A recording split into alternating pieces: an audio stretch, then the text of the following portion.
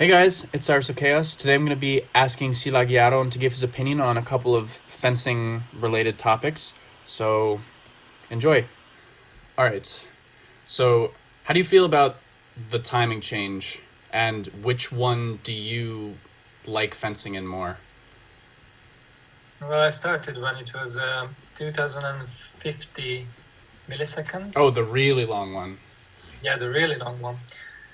And that was up to the referees most of the times, what they called. Yeah. And well, I think it was the most conventional way. So you fenced by the book. But yeah, it was up to the referee to decide matches, which wasn't really great. Yeah. And then with the short time, this 120, 125, Yep. something like that. 120. Yep. I did like that in that case if it was two lights, it was attack counter attack, and it was one light, then it's obviously a right counter attack. But it wasn't. It changed the fencing too much for me, and it changed the rules, because the rules say that if you make a good parry, that you have one tempo. How do you call it? Tempo is perfect. Yeah, time to make your reports, and it wasn't enough for that. And then the referees, it didn't take away this problem with refereeing, because then in the middle, the first zone, you weren't sure what the referee will call either, so it didn't solve that problem. But I liked it, because it made the fencers to do more actions and a bit more careful with their attacks. So before that, fencing was really simple. Many simultaneous actions, and whoever got the right of way, 90% of the times got the touch. And this short time changed it, and that was good. Now this timing, this 170 or so. Yep. I'm not okay with the thing that it's still only a right counter attack when it's one light. Yes. It's too much time. I agree. For that. Yeah. It's too easy to make an attack in this way, and the referees usually don't look at if it's technically right. Of an attack. They just see one person going forward, one going backward, and they already called it attack, counter attack. It's like a habit they have from the short timing. Everything going forward is attack, counter attack. Yeah. Yes, that's right. I don't think that with the change of timing, the changing of time can solve these kind of problems in saber fencing or refereeing saber fencing. I know they try with it, and there are even more suggestions how to change the time again, or to make two measurement of the time. One for simultaneous actions. Yeah, I heard about that too. Yeah.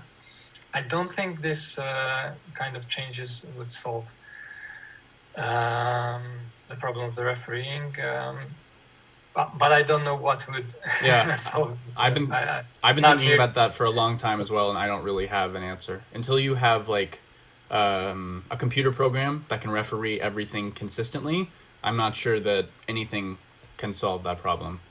But yeah, I agree. One of the things that... So the short distance seemed like a crazy change, but one of the things that I did like about it was I think that it made the refereeing a lot more consistent. It was like it was very easy to see attack and preparation. And in the U.S. at our local tournaments, even like very beginner referees, I found were much better at refereeing the middle on the short timing. Um, what else did you think about the short timing? I mean, Again, not the short timing. Sorry, the short distance. for distance, yeah. Yeah. Again, I think that they try these little changes to solve the big problem of the referees. They have the most difficult job for them is to decide who gets the right of way after the preparation. Yep. And who gets the right of way is well, it's not clear enough, in my opinion. We have the Book of Rules, which was written in the beginning of the 20th century. Yeah. It really changed in this perspective. Yeah. And well, it's not clear who. It says that your blade is threatening the opponent and moving forward. Well, that's one thing the referees never look at. Yes. Where the blade is. If you go forward with your foot, with your feet, then you attack. But what you do with your saber, with your blade, most of the times they don't really care, which is strange for me because that's the rule. Yeah, it is. And if they're not going to call that, I think it's important that the rule book should be changed to show what's actually going on in our sport. Otherwise, you read the rule and then you try to watch, and you're like, but it's not the same as in the rules, and that can be confusing for people. So yes, but the question is, either you change the rule book, or you just make the referee according to the rule book. Yeah. Which one do you think is more likely to happen? Well, but the rule book was written in the beginning of the 20th century, and our fencing, or the fencing now, saber fencing especially, is impossible to be refereed with those rules. Yep. Because it's much more, it's much faster, agile. It's not the same. If you see some footage from the 1920s, 30s, it's like the same sport. Again, I don't have solutions. I have my opinion, of course, but it seems almost impossible to make an objective book of rules for the referees to referee all the matches, which would cover all the touches with no subjectivity. Yes. It's an illusion. I don't think that's going to happen ever with saber fencing. Yeah, there might be some way to do it with like a video rule book or something, like showing certain cases that happen often and then showing some other cases that are kind of rare and then recommending ways to call those actions. I think that would be much more helpful than an actual written rule book.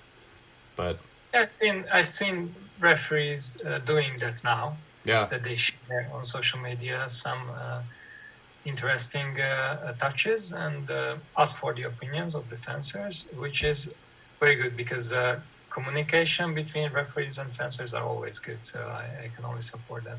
Yeah, exactly. So if you could add a new rule to fencing or change an existing rule, what would you do? Not much, I think.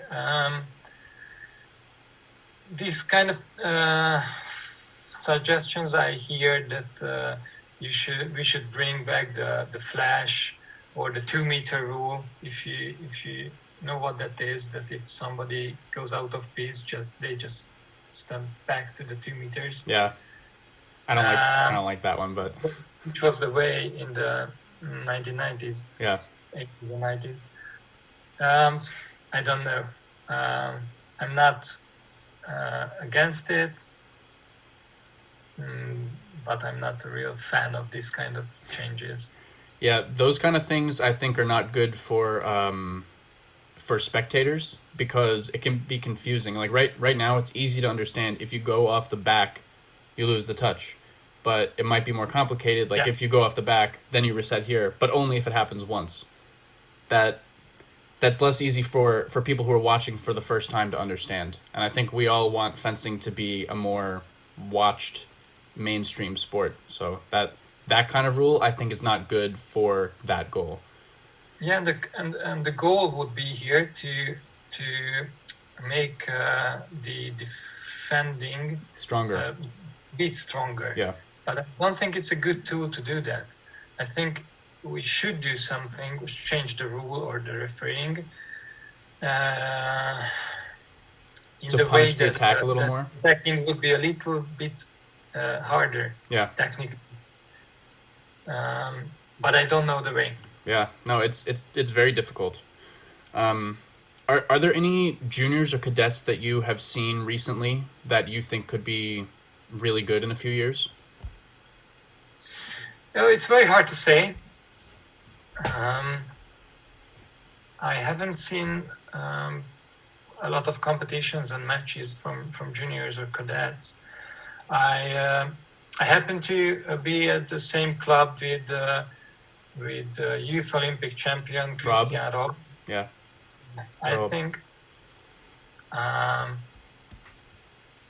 I'm speaking for home, but I think he's very talented and he is a hard worker, which is very important in our sport, I guess. And I think he's going to make it as a senior fencer as well. But I'm not sure about the others. I maybe I should look at the juniors more. Yeah. What advice would you give to someone who finds it difficult to deal with pressure in tight situations, like at 13-13 or 14-14? I kind of had this problem the last season, the 14-14s or 44-44s. I lost some boots. This is a very delicate situation, and you have to be mentally very focused but calm. On the other hand, confident. I'm not. Everybody has different ways to struggle with anxiety, which comes with this kind of situations. I work with the two sport psychologists who help me a lot, but it's always for me. It's always a question of self-confidence, and when I have it, then I have no problem there. So at 14-14, that's the most important thing you must have. Yeah, just confidence in yourself. If you don't believe your action is going to work, it's really hard to take a risk and go for it. And if you just go simultaneous over and over again, you give your opponent the chance to do that, and that's not good either. So, yeah. Yes, in many cases, if you're not sure of your action, then you choose an action which is too risky. Because you feel like you have nothing to lose, because you lose either way. I try a risky parry. And then, of course, it doesn't go that way. Yeah, usually not. So sometimes I see a debate online, which is like if you could have the medals that you have from the Olympics, which is 2 gold medals, or have what Poznikov has, which is 1 Olympic gold medal and 5 world championship titles, which would you take? And it's an interesting debate because it's basically like how many world championship titles is 1 Olympic gold medal worth? And it's a hard question to answer. But if you could trade 1 of your Olympic gold medals for 5 world championship titles, would you make that trade? Or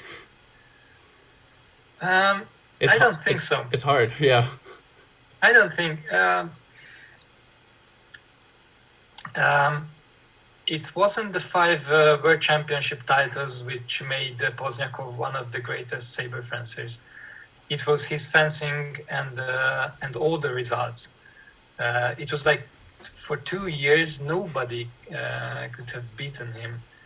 He won every competition, every World Cups, GPs, Europeans, World Champs he went to. So I can get 5 individual world championships that wouldn't make me as great a fencer as he was. And I kind of like the sound of it, double Olympic champion. So you should offer me a lot. Yeah, definitely. And, well, I'm still active. I have the chance to win world championship titles. Yeah, So, and a third Olympics. yeah, and that as well. So yeah, I love the situation I am right now. Yeah. And right now, so, yeah, I wouldn't trade. Good. Which was a better feeling, winning the Olympics for the first time or the second time? It was a very different feelings. The first time it was it's very hard to describe with words. I'm sure. It was like unbelievably amount of happiness and satisfaction. The second time it was it felt like reassuring that the first time wasn't just a one-time thing, that I could have done it again, and that's why it felt great. Not as bombastically great as the first one, but still amazing. Awesome. And what is your favorite thing to do other than fence? I love many things. I love to do other sports. I do some squash, some tennis, some football, some running. I love these things. I read a lot, watch some series or movies. Yeah, nothing very special. Okay. Thank you so much for your time. I'm really glad that the quarantine is about to end in Hungary enough so that you can start training again. Yeah, me too.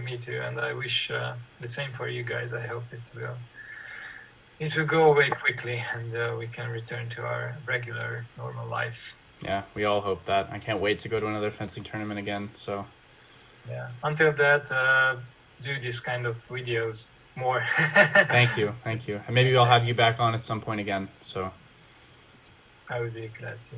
that's awesome.